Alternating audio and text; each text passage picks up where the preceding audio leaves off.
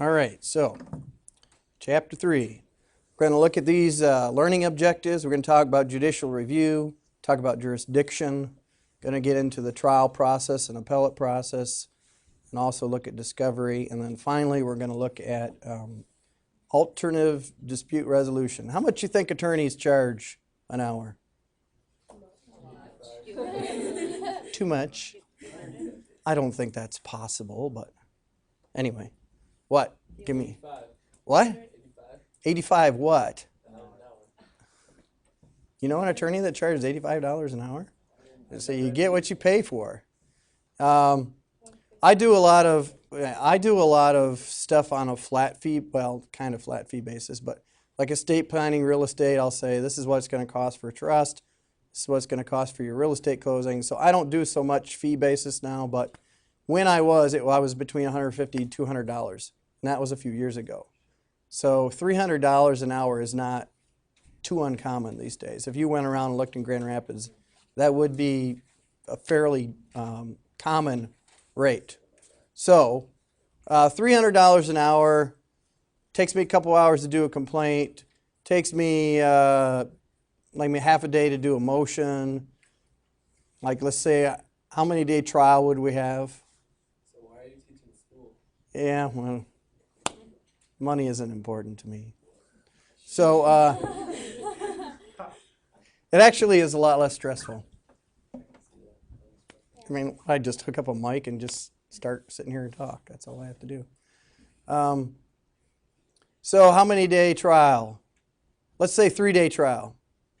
8 hours a day, 3 days, 24 hours times $300 an hour. What's that? $7,200? Right. So start adding this up. All right. Now, we've left out all the discovery process. We've left out selecting a jury, which could take another half day. We've left out every time the trial gets adjourned or the motion gets rescheduled, and I got to go sit there for you and charge you to sit there. And then the case is decided, you're not happy, you appeal, and we start all over again. So, given all that, I don't know, we're at a grand total of about $15,000 right now before we even get into the appeal. So we might look at some alternative ways to resolve disputes. Because it's expensive, a lot of time taken away from work, and it really can be kind of a headache. When people come to see me and talk to me about an issue they have a dispute about, litigation is not the first thing that we talk about. So, we're going to back up, though, a little bit here and talk about the role of the courts. Okay. How many of you got at least far enough in your chapter to hit judicial review? Okay, that's like the first thing in the chapter. So, what was judicial review? Because up here it says judicial review came from a Supreme Court case, Marbury versus Madison, which was a couple pages in your chapter. I don't expect you to remember the name of the case or the year the case was decided, but I do want you to understand what judicial review is. So what is it? It's the court's way of kind of using the Constitution to determine which laws they make. Carry them out. Close. The Constitution gives the courts the authority to take a look at the other branches of government, the laws that they pass, the actions they take, and determine whether they're constitutional or not.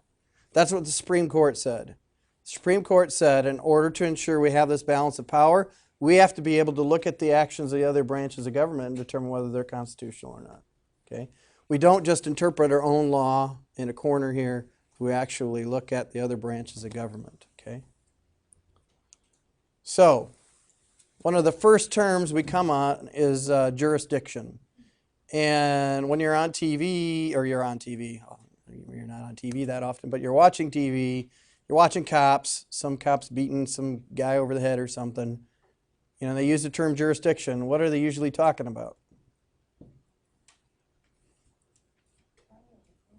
No, they're not. Not on TV. That's what it means, but that's not what they're talking about.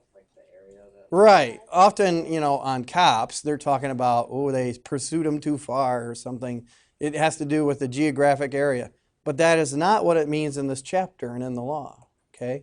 in this chapter, jurisdiction has to do with the power of the court. Now, I'm not saying there aren't issues of jurisdiction in police officers, but I'm saying as far as this chapter is concerned, jurisdiction is what it says up there. The power of the court to hear a particular kind of case. Now, I don't know. I had one brother. When I was young and I didn't want to hear what my brother had to say, I used to cover my ears and go blah, blah, blah, blah. I can't hear you. Okay? That's kind of what a judge would be doing if you went into the wrong court and started complaining about something. Can't hear you, can't help you, have no power, get out of here, right? For example, you go, your budget's a little tight, can't make ends meet, you want to declare bankruptcy. So you go downtown to one of the courts and say, I want to declare bankruptcy. Well, which court do you have to be in, according to your chapter? A court of limited jurisdiction, is it in the federal or the state court system? Good guess? No, federal, right? So the bankruptcy court is in the bankruptcy division of the U.S. District Court. That's the only place you can go and petition for bankruptcy. So if you go to any of these other courts downtown and say, I'm broke, I need to bankrupt, they like, I can't hear you. Can't help you, got no power. In fact, even if they listen to your story, at the end they could go, you know what, you're the saddest, brokest, that's a word, person I've ever met, I declare you bankrupt. It wouldn't matter, right? Because they have no power to do it, right? So jurisdiction has to do with the power to hear a case and speak the law. All right, in order to get jurisdiction, we've got to have two components. Jurisdiction over the person and jurisdiction over the subject matter. Okay?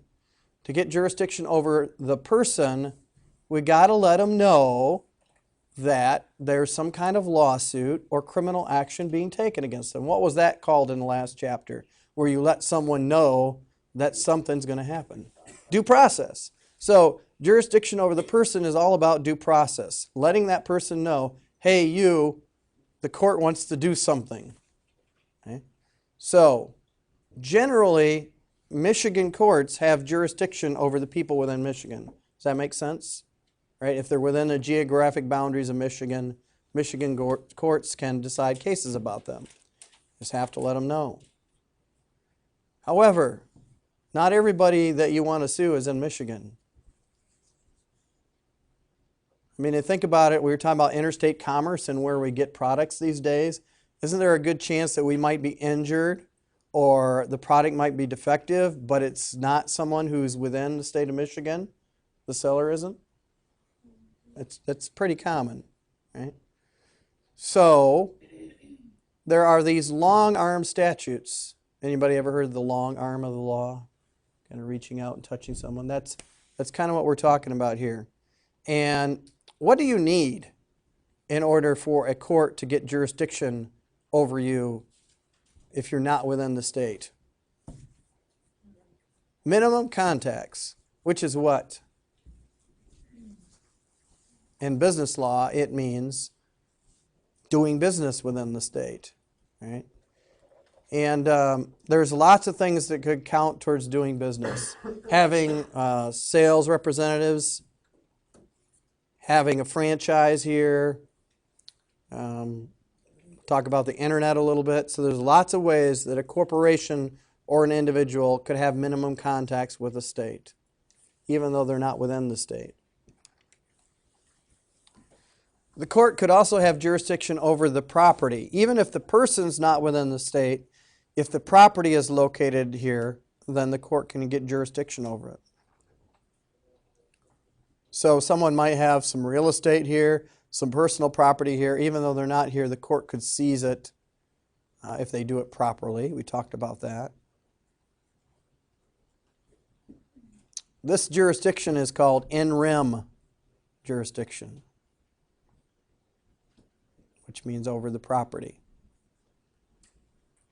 So if you see that term, that's what it means, property, jurisdiction. Too fast, too slow? Still writing? Okay.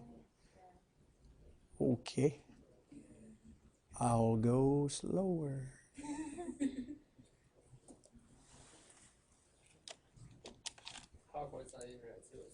Yes, it is.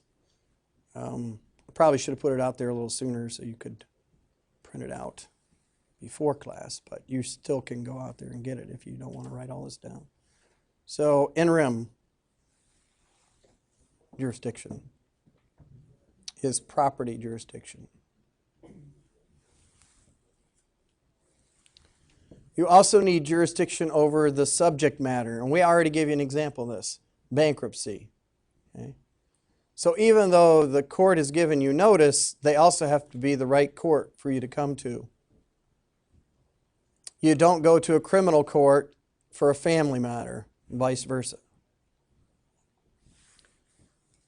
In most cases, the subject matter jurisdiction is determined by statute. And where did statutory law come from? Which comes from the legislature, right? So both the federal or state statutes can say, this is the court that deals in those kind of matters. Makes it much more efficient. And some courts are general jurisdiction courts. In other words, they handle a lot of different types of cases. Others are limited. What was an example of limited jurisdiction that I gave you? Bankruptcy. That's all that court does, is bankruptcy. If you think this class is exciting, go to bankruptcy court and sit all day. All right. Original and appellate jurisdiction.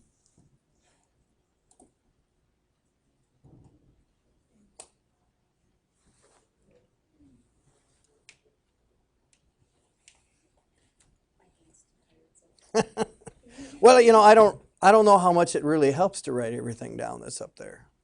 Okay. Maybe just some key points off of it. I know, whatever works for you. All right, original and appellate jurisdiction. Original jurisdiction is where the trial happens at. So in Michigan, a lot of trials start in the district court, which is a little confusing because the federal trial court is also called the district court. So there's a U.S. district court for federal cases, and then there's Michigan district courts for state trial cases. Not every case starts in the district court, but a lot of them do, which is different from from appellate jurisdiction. Appellate jurisdiction, the name kind of implies what they do. Right, that's all they do is hear appeals. Okay, how are appeals different than trials? How are they different? They don't rehear the Yes, right. I mean, if you went down to appellate court and looked around, you wouldn't see witness stands, you wouldn't see jury boxes, you wouldn't see people introducing knives into evidence, you wouldn't see witnesses taking the stand and getting cross-examined, you would see none of that stuff. That's all trial court. Okay? So what is it that appellate courts look at? Right. They go back and look at the record from the lower court. Whatever the judge's decision or the jury's decision, they get a manuscript or record of that, and they take a look at it. Okay? They also will get briefs from the attorneys who come and make oral arguments, but it's not the place where the case is retried. Some courts have both original and appellate jurisdiction. For example, the United States Supreme Court has both original and appellate jurisdiction. So don't let that confuse you. Where in the chapter does it talk about the U.S. Supreme Court?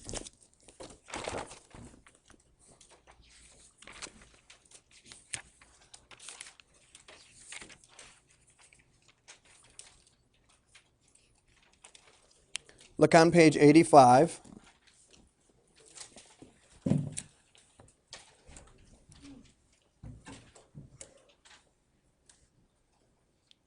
In the last paragraph under the United States Supreme Court, you see where it says, although the Supreme Court has original or trial jurisdiction in rare cases.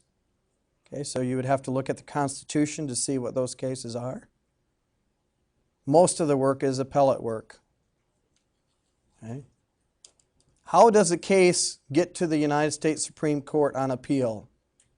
What's that document called that gets it there? A writ of certiorari. That's it. Yep.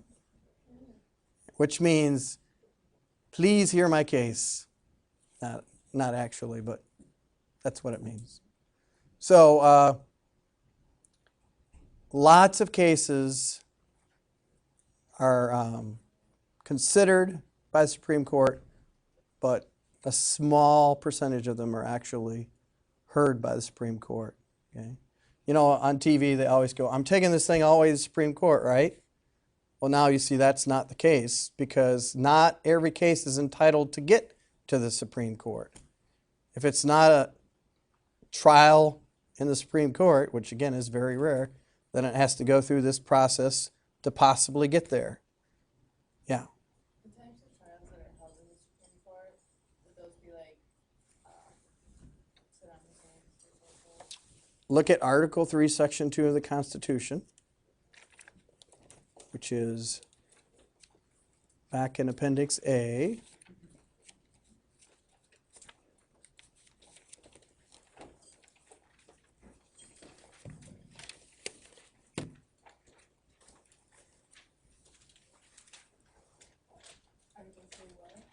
Section 2, and actually it's like the second paragraph down. In all cases affecting ambassadors, other public ministers and councils, and those in which the state shall be a party, the Supreme Court shall have original jurisdiction. In every other case, the Supreme Court has appellate jurisdiction.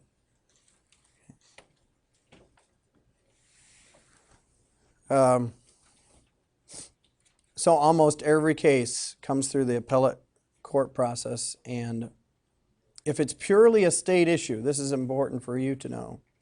If it's purely state, the Supreme Court does not review it. Okay, so think about it. You know, someone goes through the state court system and it has nothing to do with the U.S. Constitution or a federal question, then the Supreme Court doesn't have jurisdiction to hear it because it's purely a state issue. The only time it crosses over from the state court system to the federal one is when? How might a case that was in the state court system end up in the U.S. Supreme Court? Right, because there's both, remember we were talking about last time, there's both a Michigan Constitution and a United States Constitution, and you could have a claim that governments, both federal and state level, are violating your constitutional rights. It's in violation of both the Michigan Constitution and the U.S. Constitution. Okay. Could involve some important federal issue. It could be a conflict between circuits. Sometimes different courts decide things different ways, and now the Supreme Court has to reach a decision. Supposedly only the really important cases make it to the Supreme Court. I may have mentioned in here before, Bush versus Gore. Remember that dispute? That made it to the Supreme Court, even though it probably shouldn't have. That would actually seem like it was a state issue, but the Supreme Court felt it was important enough to intervene and decide. And in fact, right now, there's a lot of discussion about who's going to be on the Supreme Court. If you look on, what page is the picture of the justices that are on the Supreme Court? Next, 87.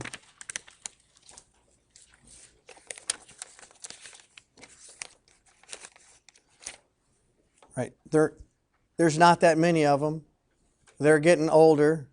Some of them who are in that picture aren't there anymore because they died or retired. Okay. So we had one person come on the bench. Another one is being considered for position on the Supreme Court. And it's a really big deal, right? Because the makeup of this body could influence our law in the future. Question? Okay.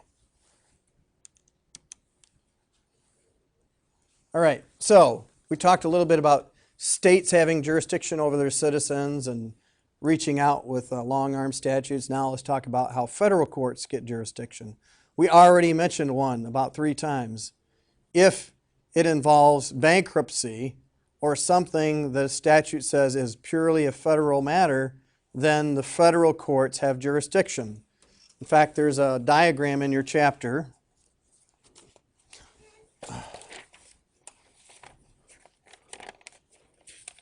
on page 79 that says federal courts have exclusive jurisdiction over federal crimes, antitrust law, bankruptcy, patents, copyrights, trademarks, suits against the United States, and some areas of admiralty law, okay, and other areas too. So if it falls under those categories, they go to federal court right away. On the other side of that chart, there are some cases which are purely state, subject to state jurisdiction. And that would be anything that is not given expressly to the federal courts. In the middle is what we're talking about on this slide. Okay? There are sometimes situations where federal or state courts could have jurisdiction. That's called concurrent jurisdiction. See in the middle of the diagram on page 79? If it's a question of diversity of citizenship, it could be in a state or it could be in the federal courts. So what do you need to have diversity of citizenship? It's on the opposite page, page 78. Right, you need diversity first of all. And it gives you 3 types of diversity there in the left-hand column. Right, citizens of different states, a foreign country and a citizen of a different state, or number 3, citizens of a state and citizens or subjects of a foreign country. Okay? So you need diversity within the parties. You also need a lot of money, not just to try the case, but the amount in controversy has to be in excess of $75,000. They don't want to nickel and dime this. They don't want everything. So you need both $75,000, and parties are not from the same state.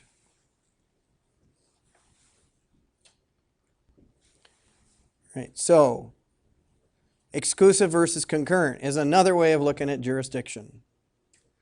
And I often hear this when I'm sitting in my office and there's a young in love couple out in the hallway. She'll say, I want an exclusive dating relationship, and he'll say, I would rather a concurrent type dating relationship, okay? Exclusive meaning only one, concurrent meaning more than one at the same time. It may not be the case that all men are like that, or that it's not the other way around, but that's my observation. So, as it applies to the law, more than one court could hear the case at the same time. For example, I am a Michigan resident. I'm outside the state. I get in an accident with somebody from a different state. Doesn't it seem like there might be some question as to which court we would end up going to? Right. So we may end up in a federal court instead of one or the other of those state courts. Or we may end up in a state court if the amount isn't enough to get us there. Okay? So there are rules, not that you need to understand any of the rules, that say this is where the case should go. But you should understand exclusive one court, concurrent more than one court at the same time could hear the case. All right, another way of looking at jurisdiction is what it looks like on the internet. Because we've talked a whole lot about geographic boundaries, and there are not any boundaries on the internet. So when we think we're buying a book from somewhere, what was it? Half what? Half.com? Who knows? Who knows where we're buying that book from, or where the server's at, or where the customers are at. So it's very difficult to say where the parties are at, where the business is actually being conducted. And the really tricky part is once you start doing business on the internet, you open yourself up to jurisdiction to multiple states, okay?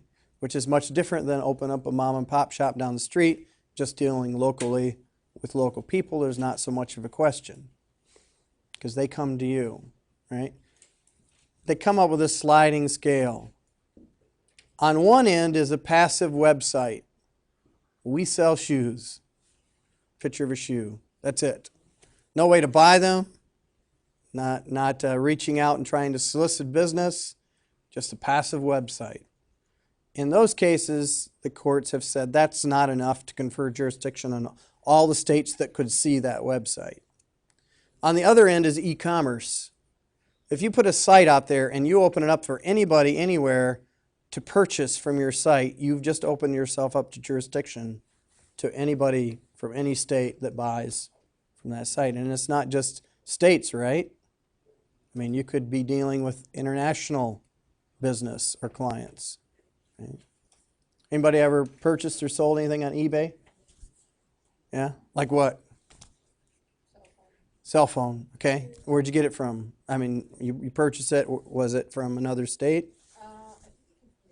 Right. Sometimes you don't even track that. It doesn't become so much an issue until there's a dispute, right? Then it's, I didn't get my cell phone, or I didn't get what you sold me. I got it, but it wasn't what you advertised to be. Disputes come up. Well, you know, this is one reason why sometimes people don't sell internationally, because they don't want to deal with the international end of things. And the other thing is eBay is out of it, right? They make sure that when you join and you do business, that you understand if there's a dispute, you're going to go dispute it with someone else. They're not going to resolve it. Okay, I don't know if you've experienced it. They help, Yeah. I mean, but they won't resolve it for you. Right? They won't give you your money back. some of it's guaranteed. Sometimes they do that, but that again is an agreement that you reach to do that kind of stuff. So just something to be careful about when you're dealing on the internet. All right, venue, different issue. Not same as jurisdiction. Jurisdiction is power. Venue is location. Okay? The most appropriate, convenient place to have the trial. Now, when you've heard that word venue before? Yeah, concerts, yes. The geographic location where a concert takes place, often referred to as a venue. When else have you heard that? Venue. Ever heard of a motion to change venue for some reason? It's always in the news. Someone's claiming that they're not going to be treated fairly by the geographic area that they're in, where they're having their trial. So they want to move somewhere else. Like who claimed that? Scott Peterson. Oh, I hacked up my wife and kid. I don't think people are going to like me. Yeah. Where else? Like almost every major case. What was the case they used in your book? This was further along in your reading. I thought I remembered reading something about it. There's example 3.5 on page 82. Yes. So, I always get these two yahoos mixed up here. Timothy McVeigh, dead, right? I get it right? Timothy McVeigh was executed? Yeah, okay. Terry Nichols, Michigan boy. Got life, right? They asked for a change of venue. Why?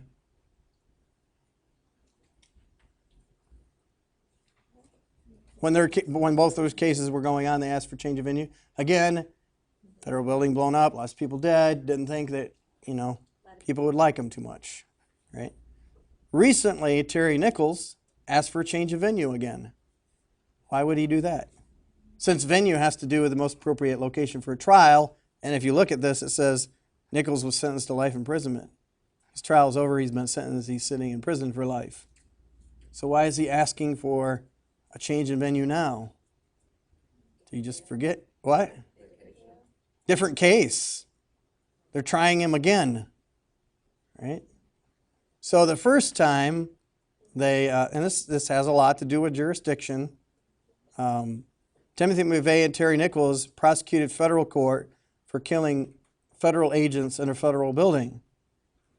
And it was, although some people deny, it was obvious that that was the first trial run, and if it got the death penalty, they were done, because you can't really re-prosecute people who are dead. So they didn't both get the death sentence. And so now they're prosecuting Nichols over again for killing state citizens. So the children and other people who were in that building, he's being accused of murdering, and his trial was happening in the state court. So he asked for change of venue. Why? Actually, it was an additional reason. Not just because he thought people wouldn't like him, but because he wanted to be somewhere where they wouldn't kill him. Right? Because in a federal court, they have that ability to give the death sentence. And remember, there were cases in Michigan, I don't know if you remember them, where they happened on federal land, so as a result of that, they were able to do the death penalty. Right? So it doesn't really matter what state you're in the federal court, but once you go into state court, in order to get the death penalty, you have to be in a state that has the death penalty. So the government's fighting hard to keep him somewhere where they can get him the death penalty. He's fighting hard to get somewhere else. So we'll see what happens there. All right. Boy, I used the word dead a lot, didn't I? Dead, killed, dead. All right. Standing to sue. This means you have to be the person that was injured, harmed, your interest was affected, not someone else. Okay? So I may hear that you have a really sad story. I feel bad for you, but you're the one that has to sue, not me. Now, me being an attorney, I could represent you, but I would be representing you in your interests, not my own interests. So the first part of standing is the right person, the person who alleged they were harmed, has to be the one who's in court. The other part of it is that it has to be a real controversy. Okay, to have standing to sue, we're actually arguing about something that happened.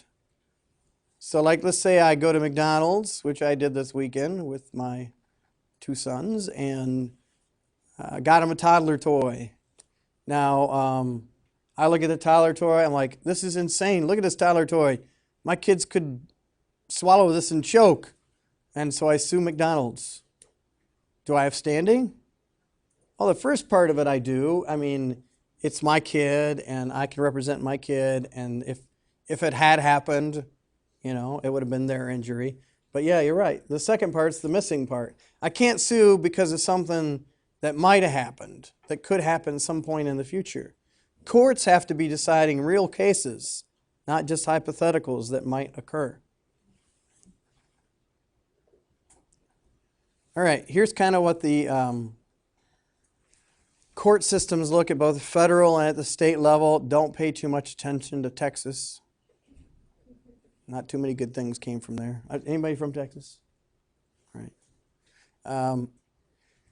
Like, they got really weird court names. Look down at the bottom, it says the Justice Court. That sounds kind of cool, doesn't it? Texas Justice. Right?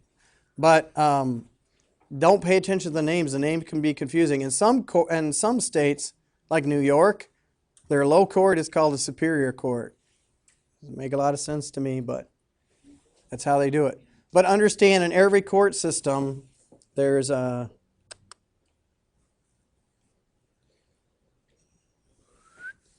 trial court level. Then there's this appellate court level. And then there's the highest court. Okay? And earlier we were talking about when cases can jump over to here. Not all the time, right? Only if it involves some federal question or diversity. Otherwise, it stops here. The buck stops at the Texas Supreme Court, or whatever the state may be. So I'm just a little bit confused. When it says Supreme Court under the Texas area, Yes. is that the same as the U.S. Supreme Court? Or No, is it Texas Supreme that's the Court? Texas Supreme Court. So does Texas have any connection with the federal court? They're totally separate systems. Okay? So like if you sued for a purely state-related issue, you would be in the Texas state court system. And that's where you'd stay. And the highest you could go is the Texas Supreme Court. Most states call their highest court the Supreme Court, but not every state. Michigan's highest court is called the Michigan Supreme Court. So that's Texas, and that's every other state. No, that's Texas. That's any state. You know, don't even pay attention to the word Texas. I mean, pretend this says Michigan, right? It would be the Michigan Supreme Court, and this would be purely state. Over here is the Fed. Okay. And the only way we're going to cross that line there is if it involves some federal question or diversity.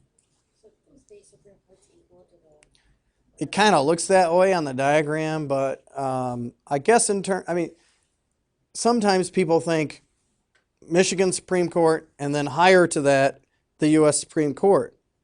But actually what we learned about the Constitution is the Constitution gave specific governments to federal government, or specific powers of federal government, and everything else went to the states. So the states have a lot of power.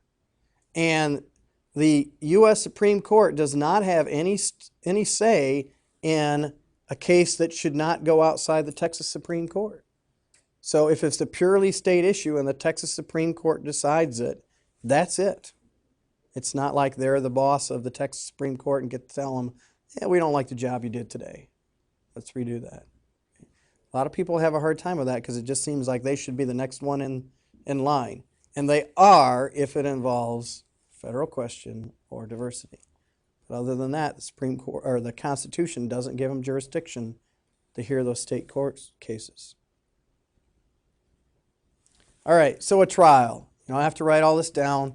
It's just kind of the process a trial goes through.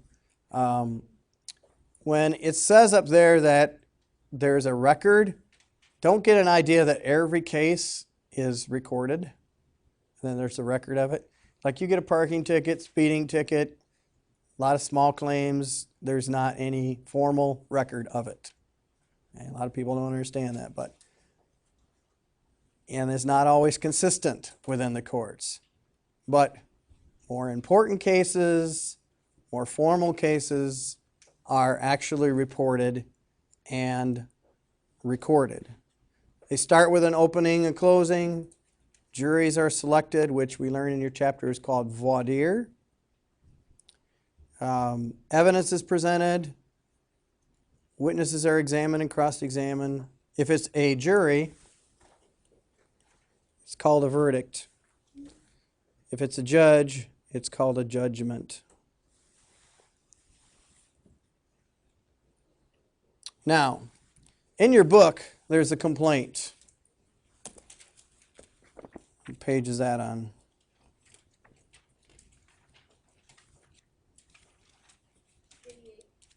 88. So when you look on page 88, I think the complaint is green. Not really. I've never seen a green complaint in my life, but I guess it stands out. So looking at that complaint, plaintiff, Lisa Marconi, I always want to say macaroni, versus Kevin Anderson, the defendant. The first thing that Lisa says through her attorney is what? Think about what we've been talking about before she launches into her complaint about all that he did wrong to her. She's got to establish what? Jurisdiction. Judge, I'm about to complain to you, and I want you to know before I do, you're the right judge to complain to. Okay? So the first one, the jurisdiction of this court is based on Section 86 of the California Civil Code, which is a statute, is her attempt to establish what kind of jurisdiction? Nope. Subject matter. Remember on that slide where it talked about statutes creating subject matter jurisdiction? So if the judge wanted to, the judge could go look at that statute and say, oh yeah, this is the kind of case I'm supposed to decide. Now the second one is what kind of jurisdiction? Jurisdiction over... Huh? Does it look like it? Oh. I keep forgetting that.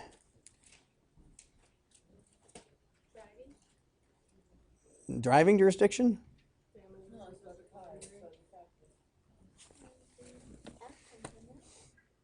What kind of jurisdiction did we talk about?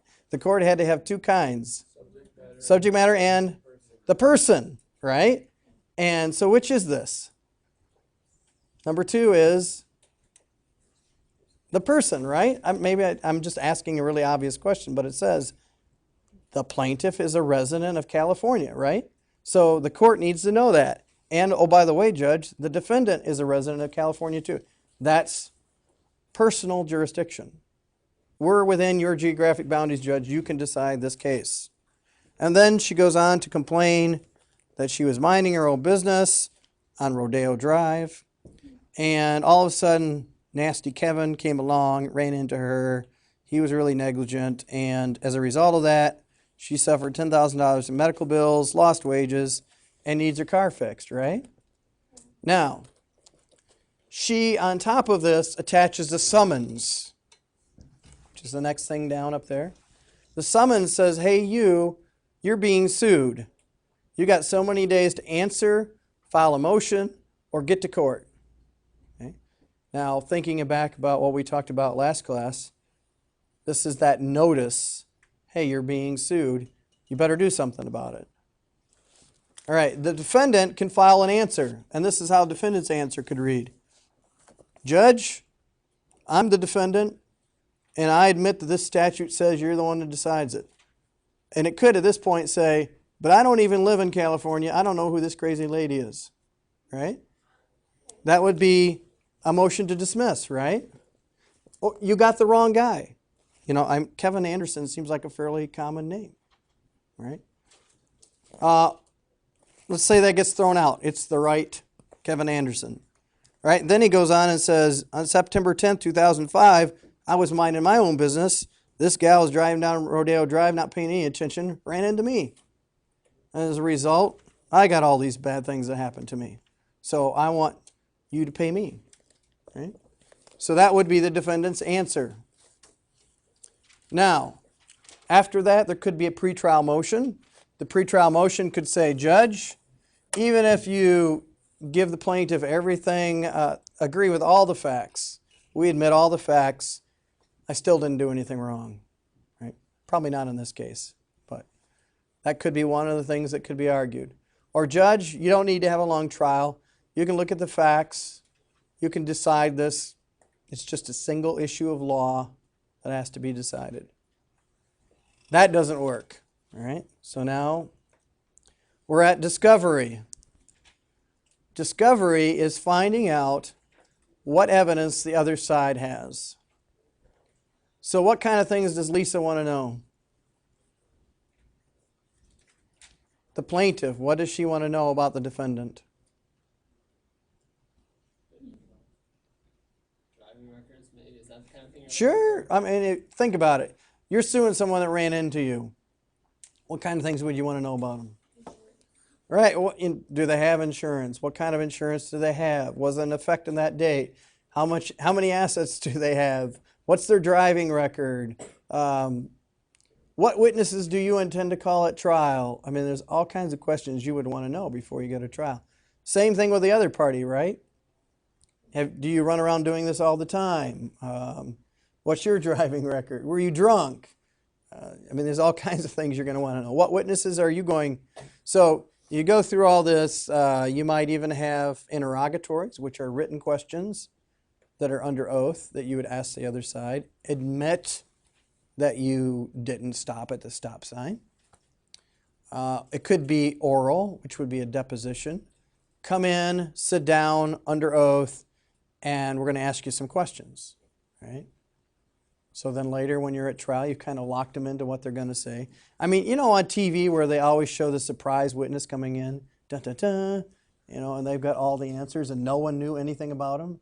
I mean, I think it's malpractice for an attorney not to bother to ask the other side what evidence they're going to present at trial. I mean, wouldn't you at least want to know what witnesses were coming in? So in a lot of cases these days, courts enter pretrial orders that say you have to tell the other side who all your witnesses are. And if you don't do it by this date, then you can't use them at trial. So that's more the reality of how things work. Okay? Pretrial conference, they say it so you can try to iron out the details before trial. Really, it's just a big pressure job for the judge to try to get you to settle the case so the judge can do something else that day. But anyway. Jury selection. Why do we want to select a jury? Right? Aren't they already selected for us? What's the big deal? So we don't get people with biases. Right. What kind of biases might they have? Oh, we could be like a racist or. But they can know one of the people. Right. They can know the parties. There's a big thing I was listening to the radio this morning about Judge Alito and another federal judge having decided cases about mutual funds that they owned an interest in. There's all kinds of things that if you don't really analyze them, you may later find out someone, had an interest in. Anybody ever been called to jury duty? Did you serve? No. No. It was that big, huge case that they couldn't get a jury to sit on. It Oh. was just not too long ago. I think it was a 10-day trial. Oh, no wonder no one wanted to sit on it. Yeah, I kind of got a ticket to get off jury. I mean, anybody asked me to serve, I've gotten picked a couple times to be on a jury, but once I explain my background, no one wants me. It's kind of sad. I'd kind of like to be on a jury. Although I've heard lots of jury discussions. Little known fact, as you walk through the courthouse, you can hear things through walls. It's amazing how juries come to decisions. All right. So, the trial, opening argument, plaintiff presents their case first. Why? Because they have the burden, right? Whether it's criminal or civil case. Right now we're primarily talking about civil case. They have to prove by a preponderance of the evidence that they're right. And if they do that, they're going to win, so to speak. Then a defendant can go closing arguments. We talked about verdict, judgment. Sometimes there's a motion that says, Judge, the jury reached a decision, but they must have been sleeping the whole trial, right? Or they don't understand the law at all, okay? So, Judge, I want you to set aside what the jury decided because it's just wrong. Sometimes that happens. Yeah, it happens on Law and Order, right? Remember the McDonald's coffee case, right? In that case, at some point, the judge stepped in and said the punitive damages that were awarded were excessive and reduced it, which a lot of times that ticks juries off when they have to spend 10 days or whatever, and they think about it really hard and they come up with what they think is a good decision, and then someone says, Judge, they didn't know what they're doing, and the judge sets aside the verdict or reduces it. All right, so we get through all of that and then possibly start an appeal. And I'm going to skip these. We talked about the Supreme Court. Let's go to alternative dispute resolution. All right, this is not the trial. This is an alternative to the trial. In some courts in Michigan, they force you to go through mediation. Like the district court here in Grand Rapids, before you can get all the way through to the trial, they assign everybody to a mediation process, right? And during those processes, if you don't resolve the case and you end up losing at trial, sometimes you have to pay the fees for the other side. So there's a big effort to try to steer a lot of these cases over to mediation to free up the docket for trials. So, what are some different types of alternative dispute resolution? The book mentions a bunch of them, but the three major ones you should focus on are there at the bottom. Negotiation, mediation, arbitration. Anybody ever negotiated before? Never? You've never negotiated? I negotiate every day. My kids, my wife. What? I was just trying to figure out if you were talking about the context of like law or just everyday. Whether it was a formal legal negotiation. Well, it pretty much means the same thing. So you and another party try to work things out without involving anyone else. That's negotiation. So in this setting, you might go to trial, but before you go to trial, you and the other party decide to work things out without bringing someone else in. Mediation. Mediation involves bringing in that neutral third party, okay? Trying to settle that dispute before it goes to trial. Arbitration, well, let me write this up here. Mediation, non-binding. Arbitration, binding. Okay. That's the big difference. So both mediation and arbitration involve a neutral third party. The big difference being, if you get a result in mediation, you could say, I don't want to do that. I want to go forward to trial. Arbitration, binding, you are stuck with the decision that the arbitrator meets unless it violates the law, the Constitution, or something. Let me leave you on this note. As you enter into contracts, insurance contract, credit card contracts, other contracts, you would be surprised how many of them have arbitration provisions in them. Start taking a look at it. And it'll say, look at some of the contracts you're already in. And they say, if you have a dispute about an accident that you have in your car with us, your insurance company, you agree to go get it arbitrated and not take it to court. Okay? I'll see you next time, or I won't. All right? Is that all the slides or are there more?